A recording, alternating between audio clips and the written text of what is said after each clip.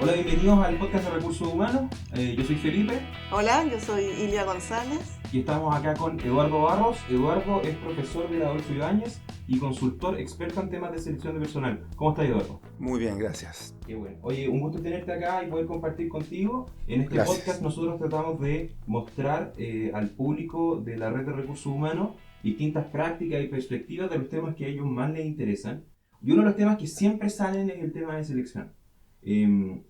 Dentro de los correos que se comparten en la red de recursos humanos siempre hay discusiones al respecto. Es un tema que todas las personas que hemos estado trabajando en recursos humanos en algún momento hemos estado involucrados y donde al parecer hay como distintas alternativas de cómo podríamos enfocar este problema, cómo podríamos resolverlo. Están apareciendo nuevas tecnologías. Sería interesante tener la perspectiva tuya para poder, entender mejor este problema. Pero antes de eso, quizás nos podrías contar un poquito acerca de ti, cómo llegaste a estar interesado en los temas de selección, cuál es tu historia profesional, etc. Perfecto. Yo estudié psicología en la Universidad Católica y rápidamente opté por el área de psicología laboral y mi primer trabajo fue en un banco, en Citibank.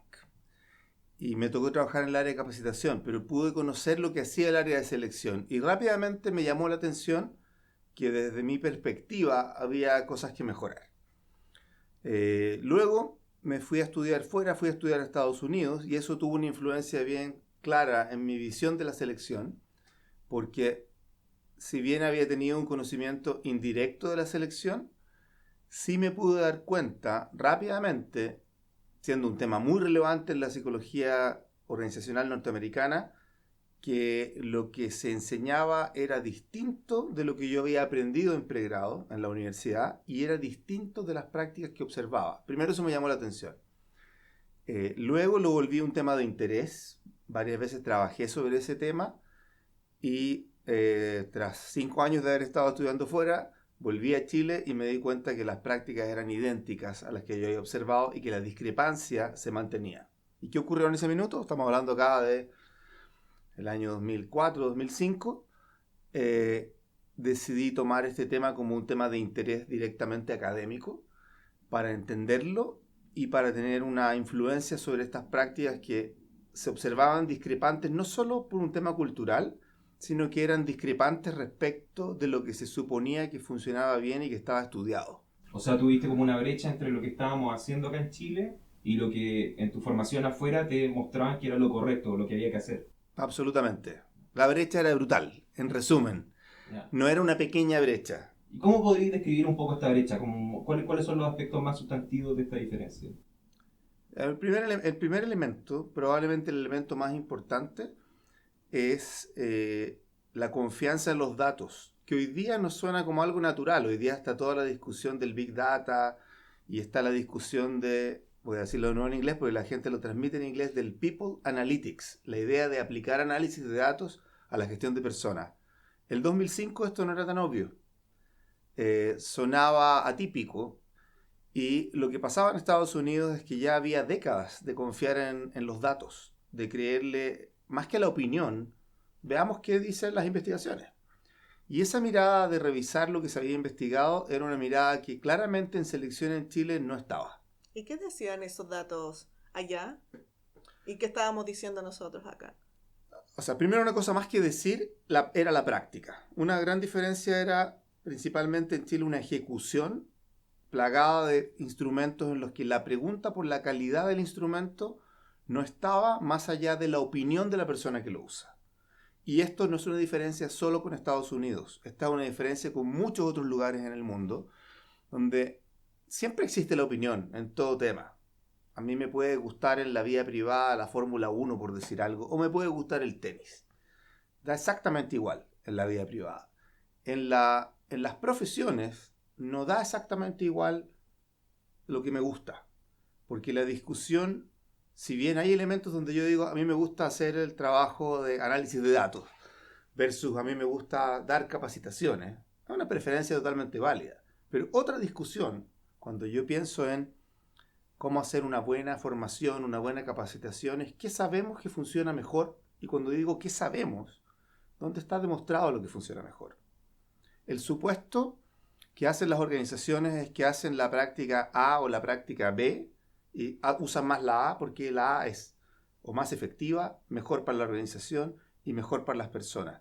Esa mirada de que esté comprobada la efectividad, que tenga al menos un efecto no negativo, ni en la organización ni en las personas, cuando menos, ojalá le haga bien a las organizaciones y a las personas, es una mirada que yo no veía en selección.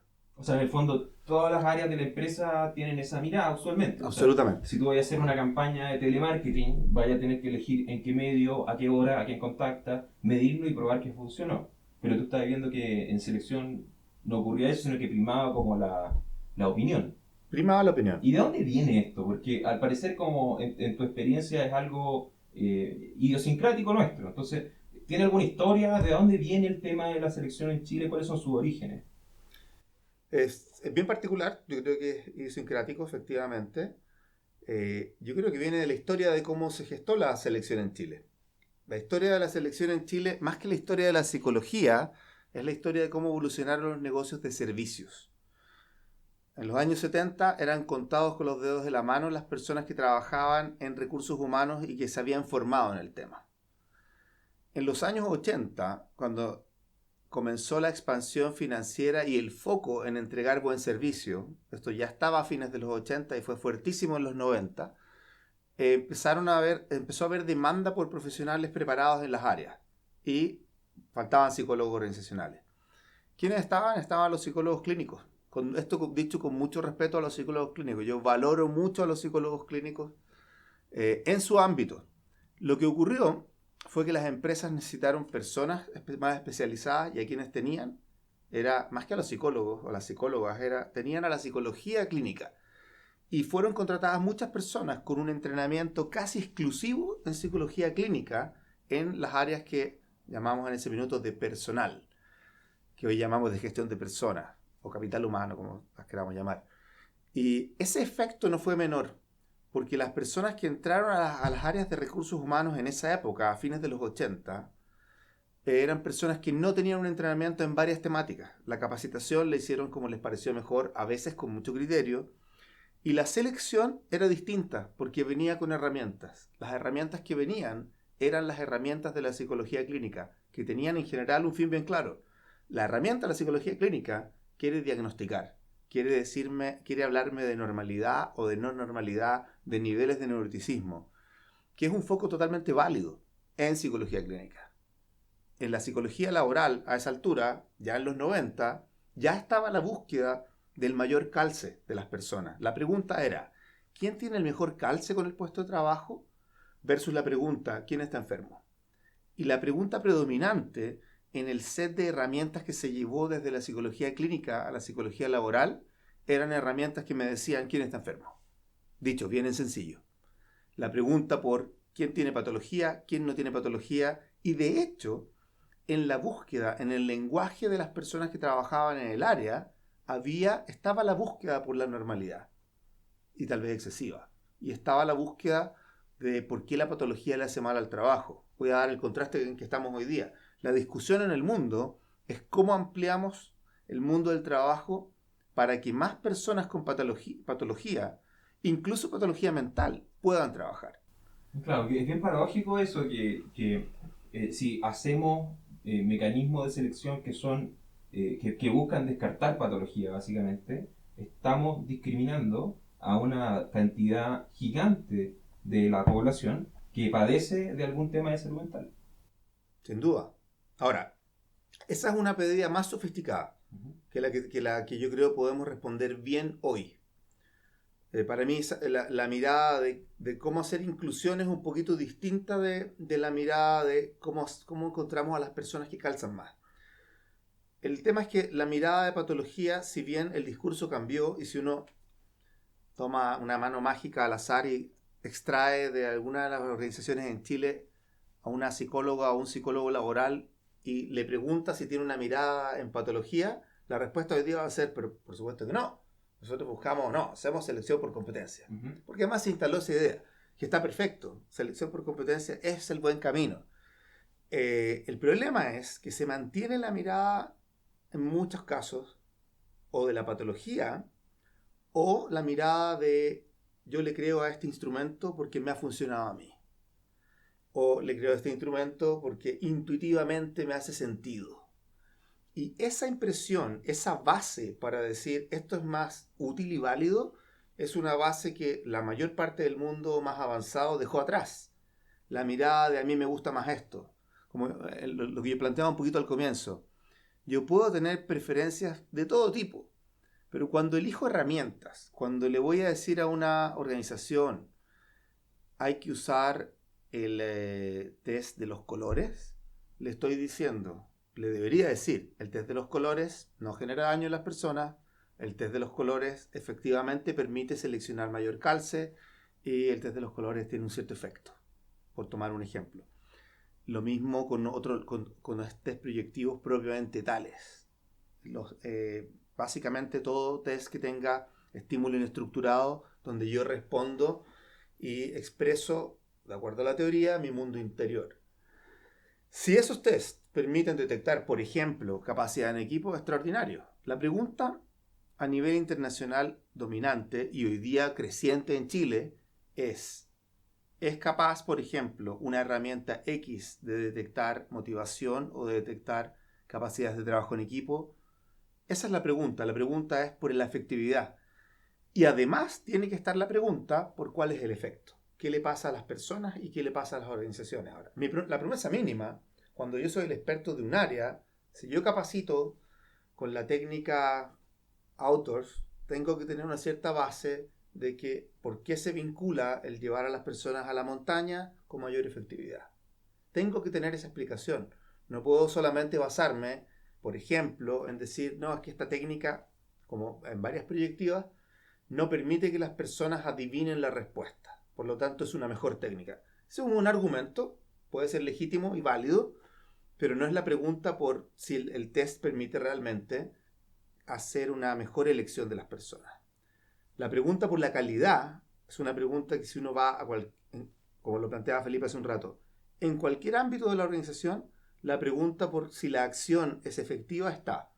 Y en selección no teníamos esa pregunta. La pregunta por la efectividad realmente estaba ausente.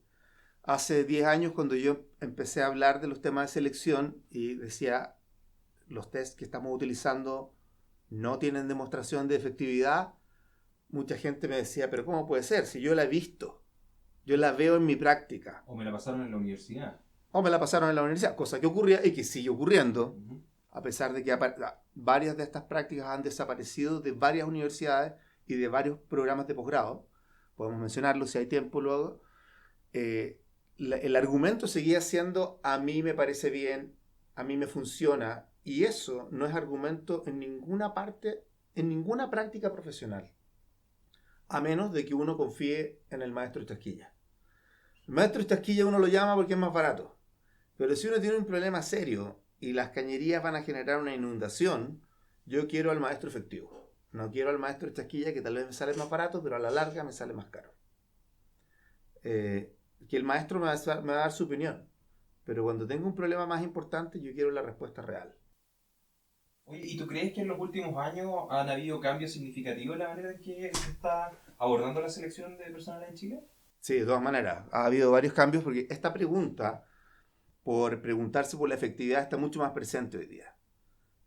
El 2005, hace 14 años atrás, 15 años atrás, esta pregunta realmente no estaba. Hoy día son muchas más las personas que son clientes internos de las áreas de gestión de personas que les preguntan. Se instaló la pregunta porque se instaló la pregunta en gestión de personas en general. Todo este movimiento respecto de que utilicemos datos, que es muy previo a la gestión de personas y no tiene origen en gestión de personas, ha obligado a que las personas pregunten más, lo que desde mi visión es un cambio absolutamente necesario. Era necesario que se preguntara si esto funciona bien, por qué funciona bien, cuándo funciona bien, en qué condiciones no va a funcionar bien.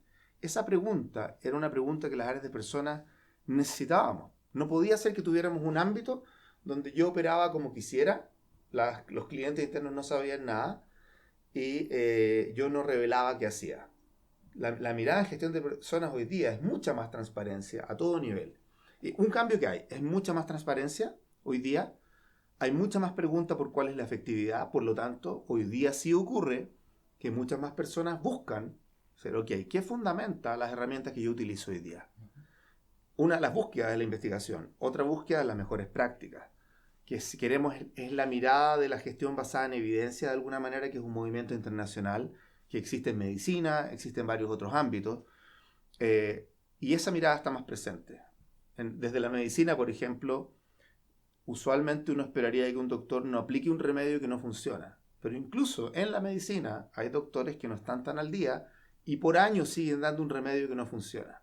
O sea, la mirada de la medicina basada en evidencia, para dar ese ejemplo, es que los doctores debieran dar los remedios que funcionan mejor, no los que creen que funcionan mejor. Y esa mirada hoy día es un gran cambio. Segundo gran cambio es que hay una mayor mirada de respeto hacia los candidatos y candidatas. Hay claramente una mirada de que esto no es un escenario asimétrico donde yo hago y les pido hacer lo que quieran a los candidatos. Por lo tanto, hay una mirada también de más claridad en el proceso. Hoy día las personas no postulan y son ciegas a lo que va a pasar. En los años 80 y comienzo de los 90, la ceguera era absoluta. Era básicamente, voy a un proceso, hago todo lo que me pidan y no reclamo nada. Hoy día tenemos muy claro, especialmente en tiempos de más escasez de profesionales o de cargos no profesionales, las personas deciden mucho más, tienen mucha más información y a su vez los procesos son más transparentes. El otro cambio importante es que evidentemente hay una incorporación de mucha más tecnología y tecnología que es consistente con preguntarse qué funciona mejor. Pero nuevamente, por ejemplo, respecto de nuevas tecnologías, un problema que tal vez aflora desde la gestión de personas en general es que nuevamente lo que parece más atractivo, como eran los test proyectivos en los años 90, algo que es atractivo, a veces se le abre la puerta mucho más rápidamente sin preguntarse cuál es su efectividad. ¿Estás pensando en algo en particular? Sí, estoy pensando, por ejemplo, en tecnología que resulte atractiva, en tecnología que incorpora la palabra mágica, o las dos palabras mágicas hoy día, que es inteligencia artificial. La inteligencia artificial puede tener un tremendo beneficio en selección, pero es distinto decir, oh, viene con inteligencia artificial, lo quiero comprar. Que me ha tocado ver trabajando con muchas áreas de selección en consultoría, conociendo muchos procesos de muchas empresas en Chile. La perspectiva de, si tiene una tecnología de punta, eso lo quiero. Antes de preguntarse Si funciona. ¿funciona o no funciona? Y puede funcionar perfecto. ¿O cómo sé que funciona? ¿Cómo sé que funciona? ¿Cómo lo demuestro? Esa pregunta, por ser crítico, es una que yo esperaría que se hubiera afinado más. Tenemos un ojo todavía en las áreas de gestión de personas menos crítico de lo que uno quisiera para hacer un buen trabajo. Eduardo, hoy día en la red una pregunta constante es, ¿existe la inteligencia artificial hoy día ya en los procesos de selección? ¿Se está aplicando? ¿Podemos hablar propiamente tal de inteligencia artificial en la selección? Poco en Chile todavía, pero sí se está utilizando y ahí es relevante entender cuáles son los niveles de inteligencia artificial o los tipos de. En esencia, ¿qué es inteligencia artificial? Es la resolución de un problema que típicamente el ser humano respondería por vía cognitiva. Es la resolución artificial de un problema que usualmente resolvería un ser humano. Problemas que el ser humano resuelve son múltiples. Por ejemplo, un problema que no nos parece problema porque nos parece a todos obvio es entender lo que estamos haciendo exactamente acá, que es entender lenguaje natural. La siguiente frase que ustedes me van a decir o la pregunta que van a hacer no está preparada, exacto, a menos de que lean una pauta exacta, cosa que no están haciendo.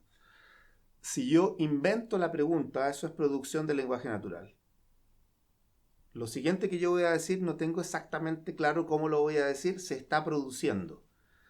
La producción del lenguaje natural, que permite expresar una idea, y la comprensión de este, es una habilidad cognitiva que todos los que podemos hablar la tenemos.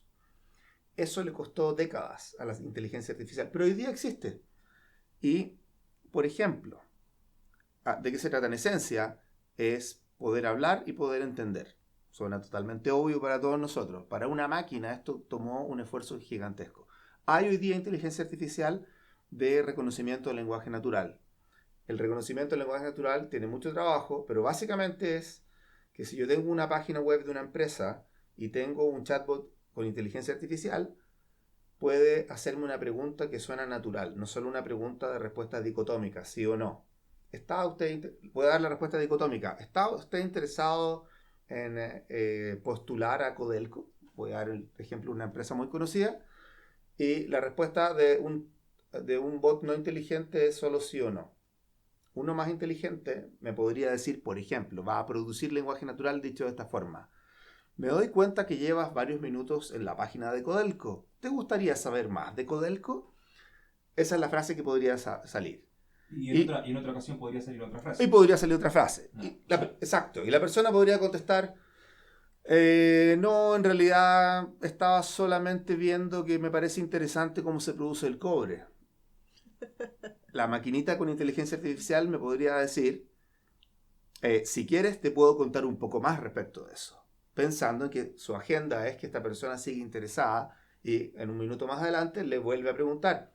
Hoy tenemos varios puestos en los que tal vez, si tienes el currículum adecuado, podrías postular. Y va literalmente conversando. Dicho bien en sencillo, inteligencia artificial aplicada a las interacciones con posibles candidatos utilizan inteligencia artificial a ese nivel. Allí, y corríjanme, yo no soy psicóloga, así que por eso también me permite la licencia.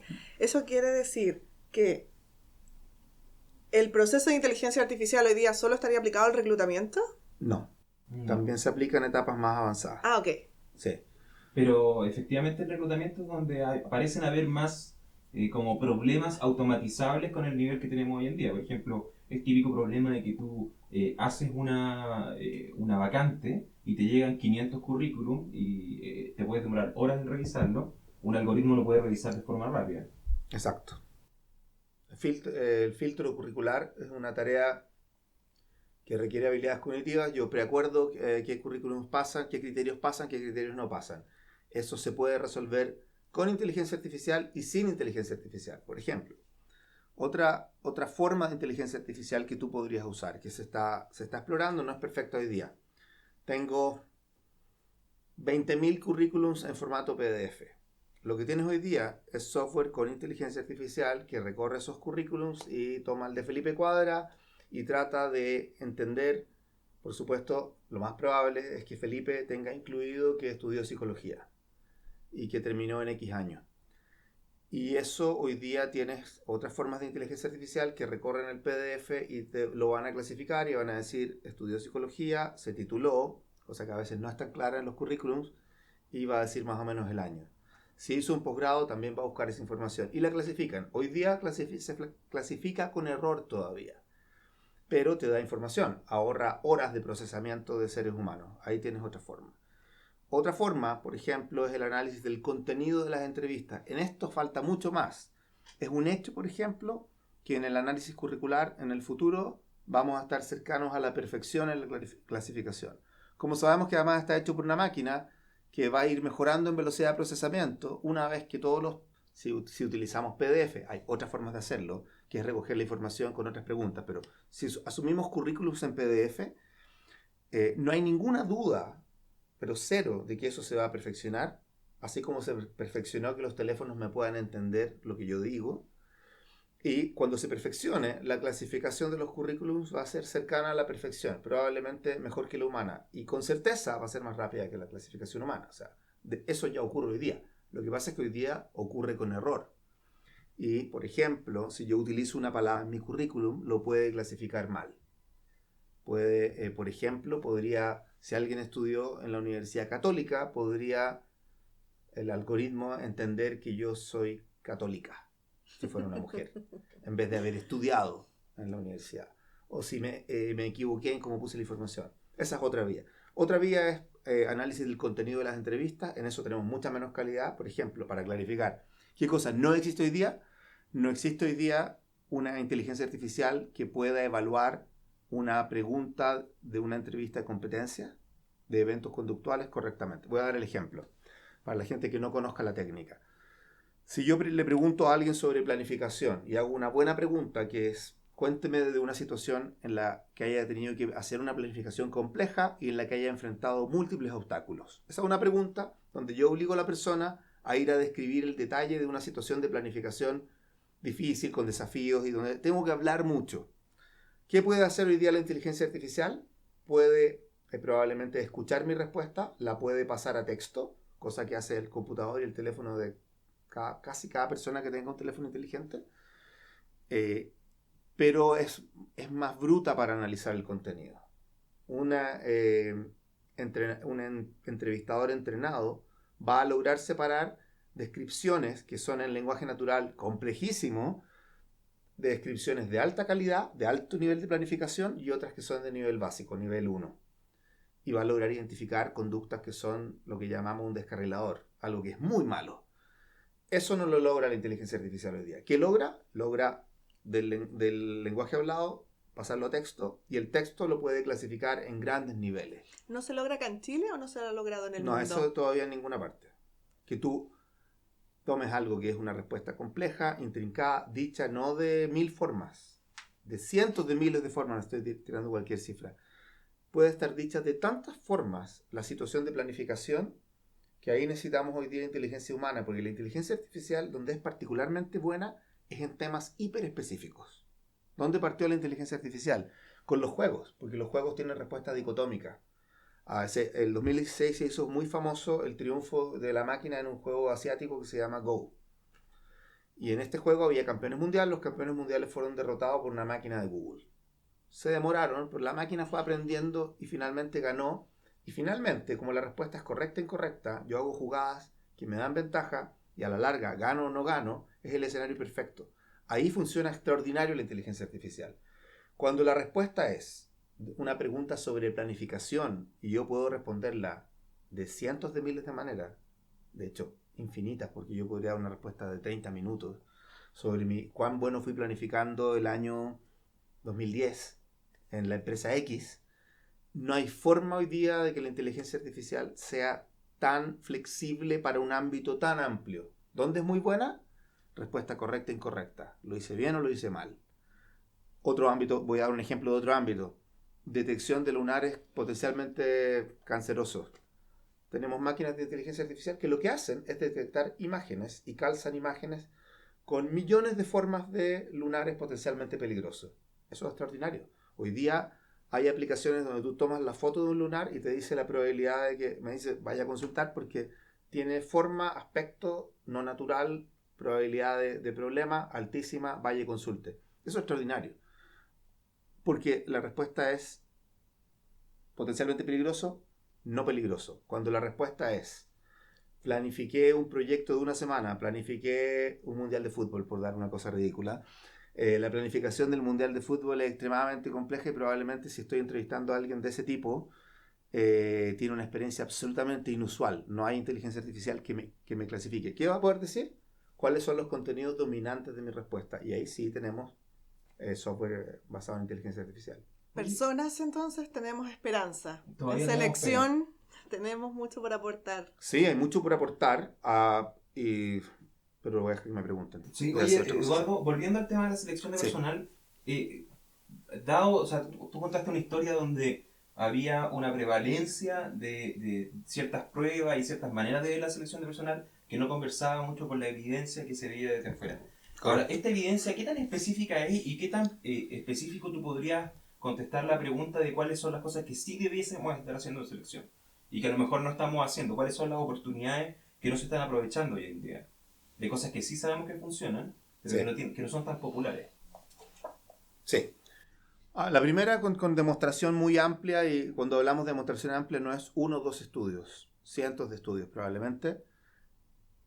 Sin ninguna duda hay que tener mejores entrevistas. Las mejores entrevistas tienden a ser más estructuradas, en esencia más basadas en el cargo y más iguales para los distintos candidatos o candidatas. Eso de todas maneras tiene que ocurrir. ¿Qué tenemos hoy día? Múltiples experiencias de gente que es entrevistada en proceso de selección y se va con una impresión de que invadieron su privacidad, que se metieron más en temas que no había que meterse, etc. En el caso de las mujeres, múltiples instancias en que hay preguntas, sugerencias de cuál es su planificación familiar futura, cosa que le ocurre menos a los hombres, por ejemplo. Usualmente hoy día han mejorado las entrevistas de la gente que está en las áreas de recursos humanos, pero se ven muchas entrevistas todavía que no calzan con esta idea de mejores entrevistas. No solo la estructura, sino que es la calidad de construcción de la estructura. Buenas entrevistas y en general más estructuradas, usualmente se les llama de competencias, pero me ha tocado observar entrevistas declaradas como de competencias que son otra cosa, son más tradicionales. Lo tradicional me obliga a ir hacia cualquier parte, me separa del cargo, pregunta cosas sobre la vida personal y en general invita a que surja un sesgo. Si a mí me hablan de un ámbito que a mí me interesa, no hay cómo no considere que la persona tiene alguna cercanía conmigo. En mi caso particular, que me encanta mucho distintos deportes, me encanta el tenis, si me encuentro con un candidato que por razón que sea di espacio en la entrevista para que me hablara del tenis, mi cerebro lo va a procesar como un mejor candidato. Independiente que yo crea que no es así, que trato de ser objetivo, es imposible. Mi cerebro ya dijo, esta persona es de los míos. Y le hago preguntas más fáciles y lo evalúo más fácil. Bien, eso por una parte. Por otra parte es instrumentos que funcionan. En los instrumentos que funcionan hay bastante claridad de que funcionan los test de habilidad cognitiva, los test de autorreporte de personalidad, usualmente donde el foco es el componente más positivo de la personalidad, más que es el calce, las tendencias. La personalidad como concepto existe, tiene realidad, la gente tiene ciertas tendencias. Esto no la condena, pero es importante detectarlas. ¿Qué serie de instrumentos no funcionan o están fuera del estándar internacional? Todo lo que tenga que ver con la línea de lo proyectivo, todo lo que fue diseñado con foco en detectar patología, no es, en general, no tiene investigación que lo favorece para ser usado en selección. Algunos de estos tests tienen investigación en contra. Por ejemplo, el test de los colores, el test de Lucher, tiene investigación que no lo apoya. Gente que lo ha estudiado, y aquí cuando digo yo jamás he estudiado directamente este test, solamente transmito lo que he observado. Hay conclusiones de múltiples autores ya años atrás, en los 80, que concluyen el test no funciona. ¿Quién plantea que funciona? Los proponentes del test. En otra línea que técnicamente no es proyectivo. Proyectivo es el test que refleja mi personalidad interna. La grafología la clasifican como una técnica distinta a lo proyectivo. Pero en esencia, lo que plantea la grafología...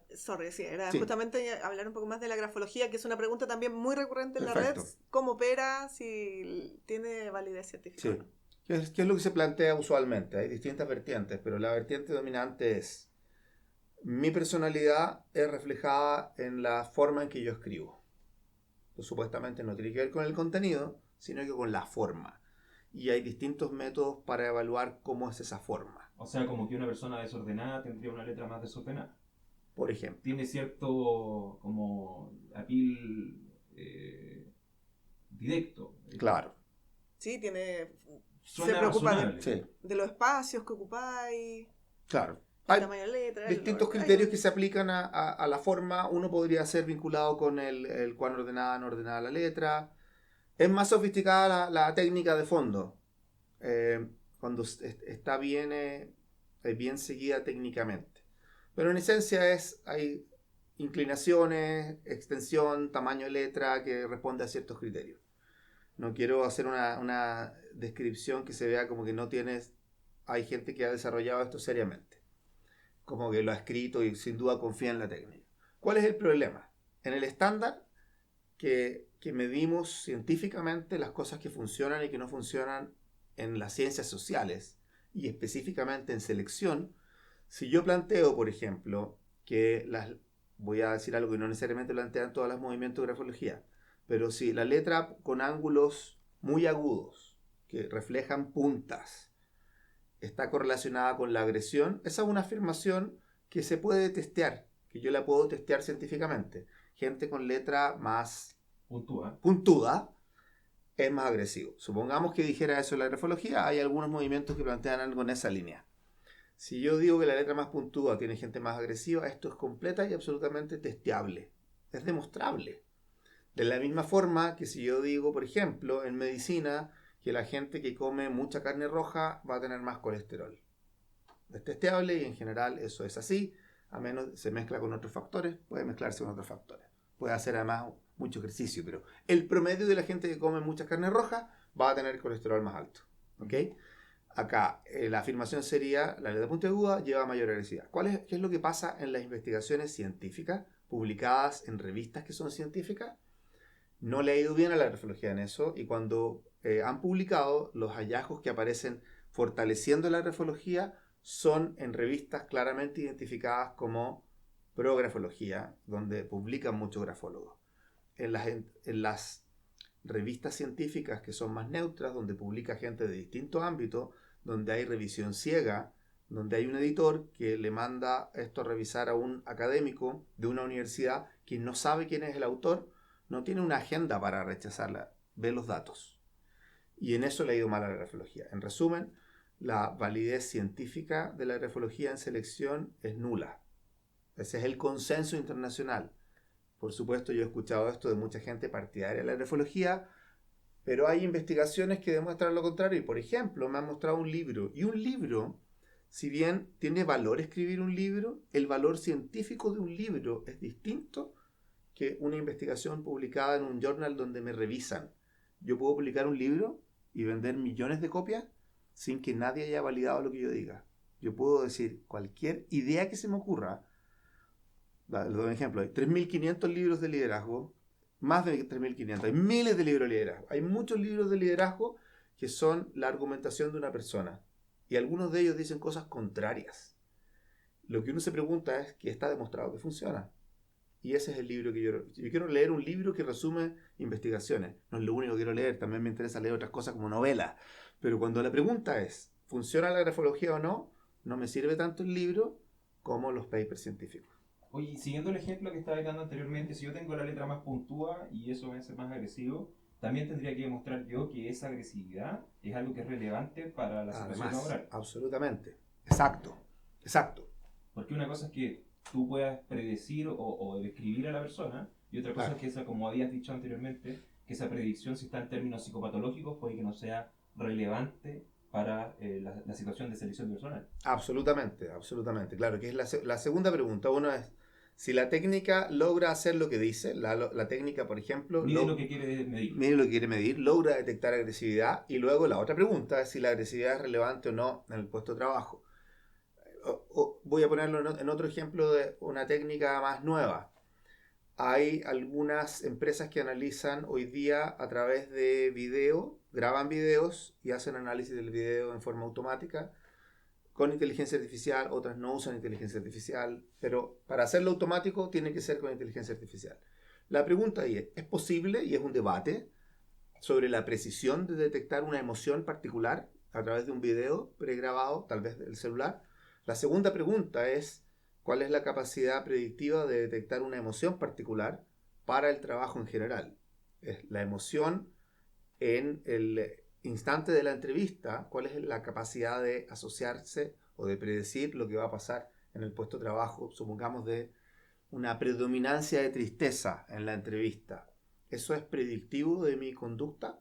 Por ejemplo, comparado con mi responsabilidad. El nivel de responsabilidad sabemos que correlaciona con desempeño futuro. En promedio, gente más responsable, incluso cuando lo autorreportan, cuando las personas en cuestionarios que son inventarios de personalidad se declaran como más responsables, aparecen como más responsables en el puesto de trabajo y les tiende a ir mejor, en promedio.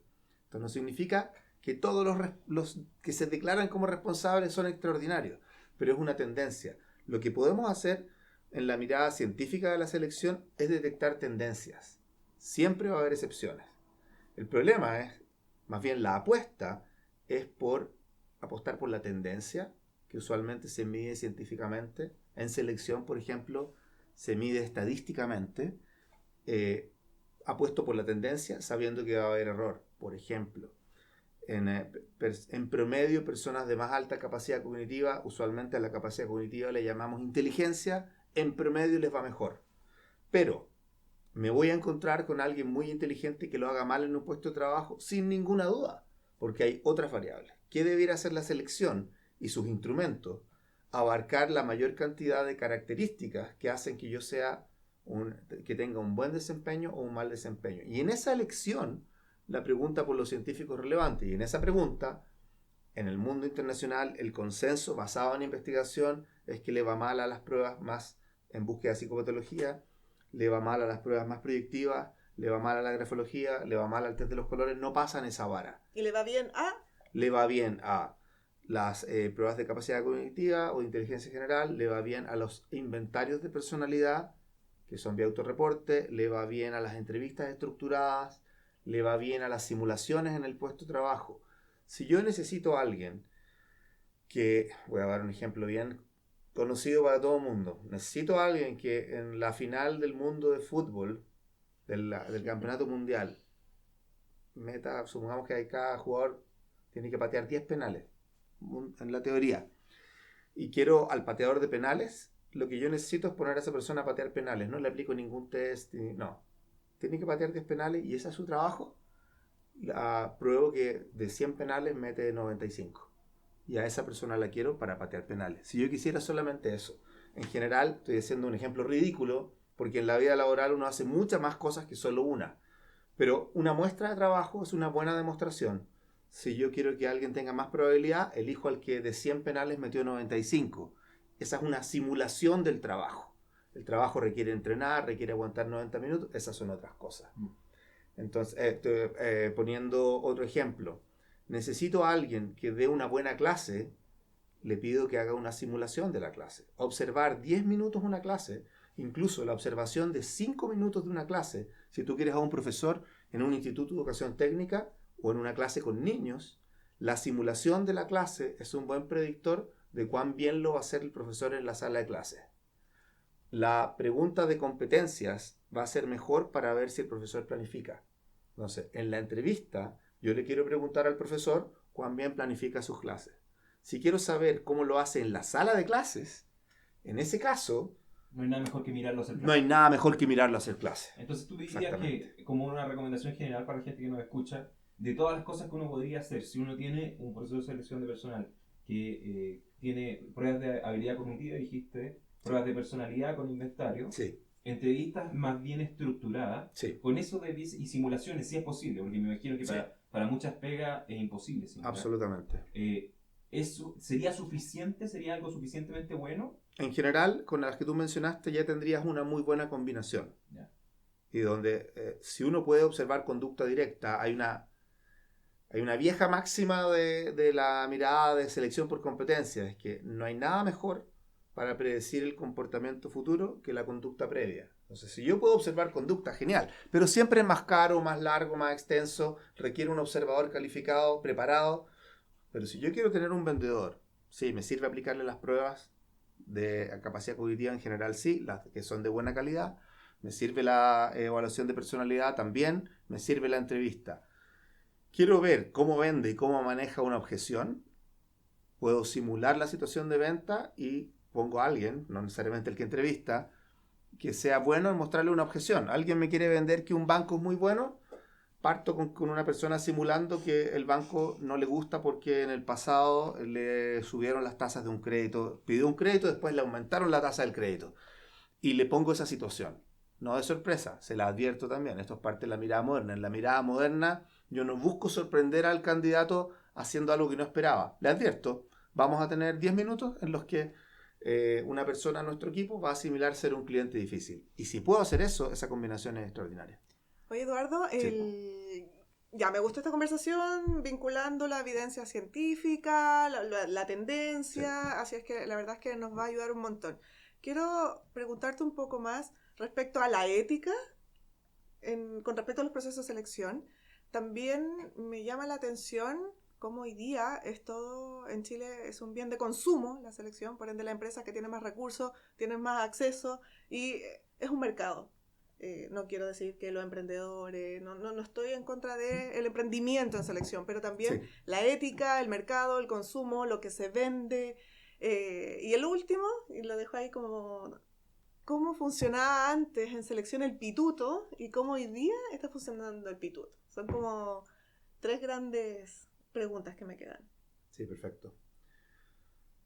Primero los aspectos éticos. Para mí el primer aspecto ético es hacer el trabajo con lo que yo no percibo solamente que funciona, sino que lo que está más demostrado. Si estoy en cualquier ámbito, si yo invito, por ejemplo, quiero hacer una ampliación en mi casa o un arreglo en el departamento y necesito entrar a picar, busco a alguien que sepa de eso, en general. Que lo que sea que yo construya, si voy a poner un techo, que el techo no se caiga.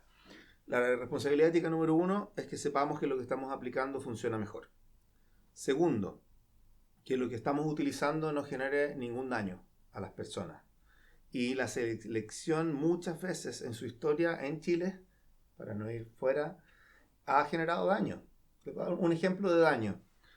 Demasiadas ocasiones me he encontrado con personas que me cuentan que tienen un hijo, un conocido, un pariente, que le dijeron que no pasó el psicológico. ¿Qué deduce la persona? Tengo un problema. Lo que debiera recibir es un mensaje distinto. Segundo, en demasiadas ocasiones también me ha tocado escuchar personas que dicen, he participado de tantos procesos y en varios de ellos nunca me dijeron que no quedé. Solo se enteraron por el tiempo. No puede ser que el tiempo nos diga que no quedamos en los procesos, tiene que estar incorporado en lo que hacen las personas. Entonces, la responsabilidad ética no es solo buscar la mejor práctica, sino que cuando tú ejecutas dices, ¿qué responsabilidad tengo con los que son mis postulantes? La responsabilidad más básica es que entiendan el proceso, qué va a pasar en el proceso, que no sufran en el proceso, que no sean cuestionados y que reciban feedback a tiempo si les fue bien o mal. Otra pregunta y otra acción más sofisticada es cuánto les cuento de cómo les fue. Yo creo que toda la presión va a ir a la línea de darle a la gente más información en el futuro. Hoy día el estándar mínimo es que la gente entienda qué pasó en los procesos. Eso por una parte. Luego tenemos la mirada de, recuérdame la segunda parte que tú me planteas. Selección, un bien de consumo. Efectivamente la selección la pueden hacer hoy día mejor, la hacen de facto mejor empresas con más recursos en promedio, pero los recursos hoy día están disponibles, el conocimiento está, es obviamente más difícil autoentrenarse y autoaprender, pero los recursos están. Por ejemplo, si yo quiero saber hoy día, asumiendo que tengo acceso a internet, tengo acceso a lo sumo en 3 clics a lo que funciona en selección. Lo que hace un rato les hablábamos y frente a la pregunta de Felipe, en resumen, ¿qué funciona? Esta respuesta yo la puedo encontrar con 3 clics. Puedo ir a la información de primera fuente de los mejores autores a nivel mundial con varios papers de libre disponibilidad que se encuentran con Google, que no requieren que yo esté en una universidad. Además, si tengo acceso a conocimiento a través de... accedo a más información, pero a la información básica puedo acceder en múltiples fuentes. Tengo que preocuparme de que sean buenas fuentes. No es la página web de cualquier persona que también me va a salir. Por lo tanto, te diría que si bien tienden a entrenarse mejor las empresas con más recursos, porque van y le preguntan a los expertos o recurren a las empresas de consultoría, y ahí sí, yo estoy en ese mercado y me ha tocado responderle a muchas empresas, pero sinceramente en varios casos es información a la que podrían acceder. Claro, cuando uno compra una asesoría va también a la experiencia ganada. Ahora también una empresa que no tiene muchos recursos podría estructurar ser su entrevista. absolutamente, Eso es gratis. absolutamente gratis. Sí, o podría contactar a los candidatos cuando no son seleccionados. Totalmente. O sea, hay cosas que también son... Totalmente. No requieren más recursos. Ni requieren tecnología de ningún tipo. O sea, yo no requiero ninguna tecnología para, uno, a todos los postulantes decirles que no quedaron. Dos, para tener, para tener mejores entrevistas, para tener jefes que cuando entrevistan no se metan en la vida personal. Pero necesito a alguien atento a esto. La pyme lo puede hacer. Por supuesto es más difícil para la pyme porque tiene primero que tener esta idea de que este conocimiento está. Y es un conocimiento accesible. Desde el punto de vista de la inclusión, tú tenías la pregunta de la inclusión o la conversamos antes de partir. Lo teníamos acá. Lo teníamos antes. Sí, lo preguntaba era el pituto. Sí. El pituto. Ahora sí. Se me había pituto, borrado completamente. Antes el pituto tenía una validez importante. Mira, lo que pasa es que la gente accede a información. Los pitutos siguen siendo útiles hoy día para acceder a información y en general en empresas más informales la gente siempre hace referidos. Los referidos no son malos en sí mismos. Si yo tengo un gerente que me da una referencia de alguien, las referencias pueden tener valor. Cuando las referencias están hechas, y yo conozco a la organización, y digo, conozco a alguien que esta organización le va a calzar, pueden ser muy buenas referencias. Claro, pero un referido no es lo mismo que un pituto. No es lo mismo. Están colados entre medio los pitutos. Y hay pituto todavía, hay en todo el mundo algún nivel de pituto. La gente quiere, como tendencia natural, quiere trabajar con gente más similar a ellos. Es parte del pituto.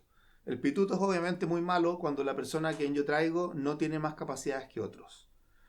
Va a ser difícil funcionamiento humano que tú elimines que el pituto traiga personas que yo conozco y que considero buenas al set de postulantes.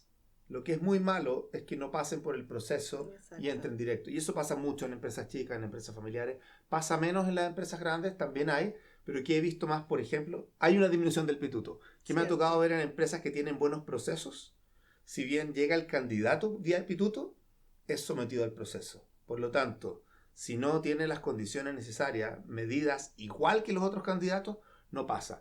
Y eso sí me ha tocado observarlo. Por supuesto, estoy seguro, hay casos en que ha habido procesos y a alguien lo han saltado del proceso. Se da menos, pero en general ocurre cuando tú tienes un proceso bien instalado, cuando lo tienes validado políticamente. ¿A qué me refiero con eso? A que las áreas de selección, estoy pensando en una empresa más grande ahora, aquí ya no hablé de la pyme, cuando tú instalas un área, tienes expertos en el tema, tienen que poder decir que sí y que no. Y muchas veces le tienen que decir que no a las áreas que mandan tradicionalmente, que es la línea.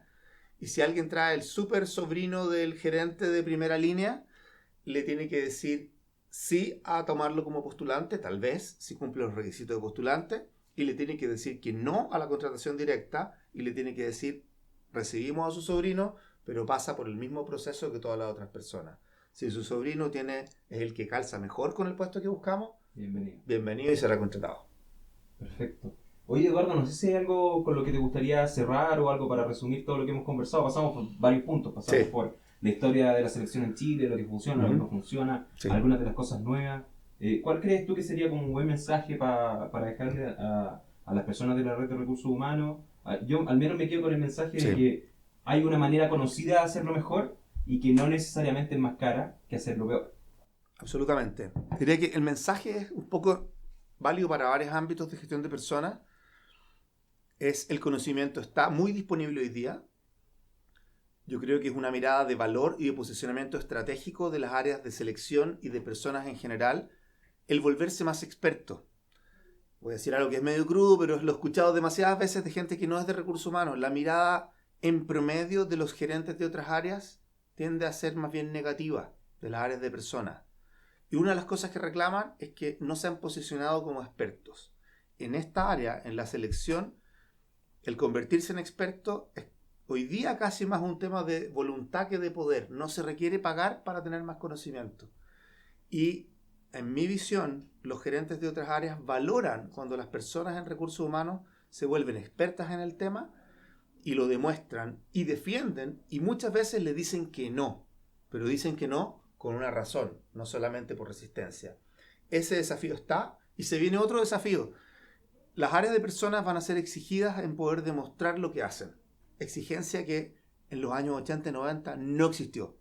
Hoy día esa exigencia va a estar, y en el contexto de transformación que estamos viviendo, efectivamente hay pruebas varias de que se viene una revolución, la cuarta revolución industrial. No es pura teoría. Las personas que van a tener más oportunidades en ese contexto son las que se formen más, las que se autoformen. Si se pueden formar de manera externa en universidades, genial, o en otros medios, pero es realmente un valor por el conocimiento que no teníamos las áreas de recursos humanos tan marcados algunos años atrás. Hoy día ese valor va a ser una exigencia. Quienes se suban al carro de entender lo que hacen, buscar la mejor práctica, tener una mirada crítica y buscar información y convertirla en aplicaciones prácticas, van a tener una ventaja, y esa ventaja yo creo que se va a demostrar también en las trayectorias laborales. Perfecto, Eduardo. No sé si hay algún lugar donde te podamos contactar, la gente que esté interesada de repente en saber más o en educarse mejor respecto a estos temas, ¿dónde te podemos ubicar? Me pueden encontrar fácilmente, hasta ahora por lo menos, en la Escuela de Negocios de la Universidad Adolfo Ibáñez. Si quieren contactarme por correo, una vía fácil es eduardo.barros@uai de Universidad Adolfo Ibáñez.cl. Perfecto. Te agradezco mucho que hayas compartido con nosotros esta perspectiva respecto a la selección. Quedamos con una muy buena impresión de los cambios que se están haciendo también. Al parecer la cosa va en una dirección más bien positiva y está tendiendo a ser más justa y más útil para las organizaciones y especialmente más justa. O sea, si logramos meter cosas dentro del proceso que sean más meritocráticas, los procesos van a ser más meritocráticos y la gente que realmente se merece la pega se la va a ganar. No solamente el amigo jefe o no solamente el que es del mismo equipo de fútbol. Eso. Totalmente de acuerdo. Muchas gracias por venir, Eduardo. Muchas gracias. Muchas gracias a ustedes por la invitación. Fue un gusto.